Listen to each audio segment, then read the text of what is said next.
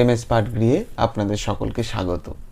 আমরা প্রতিদিন এমন অনেক কথা বলি যেই কথাগুলোর উচ্চারণ এক এক জায়গায় এক এক রকম হয়, কিন্তু কেন হয় সেইটা কিন্তু আমরা খেয়াল করি না। আজকে সেই জিনিসটাই দেখব। চলুন দেখুন, এইখানে একটা শব্দ আছে, দয়কারে দে ক্ষয়কারে খা, দেখা, দয়কারে দে ক্ষয় রস্যিকারে খি, দেখি। আপনারা সূক্ষ্মভাবে খেয়াল করলে দেখবেন আমি উচ্চারণ করেছি দেখা, দেখি। আপনারাও এটাই উচ্চারণ করেন। প্রথমের একারটা হয়ে যাচ্ছে, পরের একারটা কিন্তু একারই থাকছে। কিন্তু কেন এরকম হচ্ছে? এর পেছনে একটা ব্যাকরণের আংশিক নিয়ম আছে, সম্পূর্ণ নয়। কখনো কখনো এর ব্যতিক্রম আমরা অনেক সময় দেখতে পাই, কিন্তু নিয়মটা কি? নিয়মটা একারের পর যদি রস্যই, রস্যু বা একার থাকে, তবে একারের উচ্চারণটা কিন্তু একারই থাকে, বিকৃত হয় না।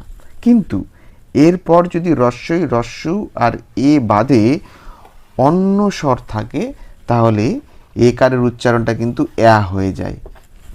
দেখা যাক তাহলে। দয়কারে দে ক্ষয়কারে খা, একারের পরে কি আছে? আ। ওই জন্য একারের উচ্চারণটা হয়ে গেল। কেন হলো? কারণ এরপরে রস্যই, রস্যু এ ছাড়া অন্য স্বর আছে। ওই জন্য একারটা বিকৃত উচ্চারণ হয়ে কি হয়ে গেল? একই রকমভাবে ময় একারের পরে কি আছে? আ। ওই জন্য একারটা কি হয়ে গেল?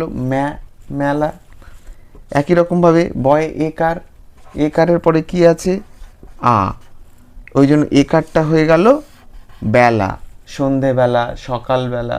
কিন্তু ব্যতিক্রম আছে আবার, আমরা গান করি না, বেলা বস তুমি পাচ্ছ কি শুনতে, তখন কিন্তু বেলাই হবে।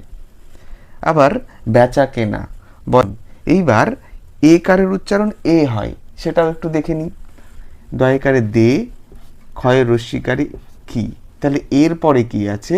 এরপরে কিন্তু রস্যইকার। তাহলে একার পর রস্যইকার থাকলে কি হবে? এ রূপেই উচ্চারিত হবে। ওই জন্য আমরা দেখিকে দেখেই বলি, দেখি বলি না, কিন্তু একার উচ্চারণ করি না। একই রকমভাবে ময় একার, পরে আবার একার। তাহলে কি হচ্ছে? একারের উচ্চারণটা কিন্তু থাকছে, বিকৃত হচ্ছে না। একই রকমভাবে ছেলের উচ্চারণ আমরা ছেলে বলি না, কিন্তু ছেলেই বলি। যাই হোক, তাহলে একার কখন রূপে উচ্চারণ হচ্ছে আমরা আজকে জানলাম। এই রকম কৌতূহলী বিষয় নিয়ে এমএস পাঠগৃহে আমরা আবার আসবো। সঙ্গে থাকুন। ধন্যবাদ।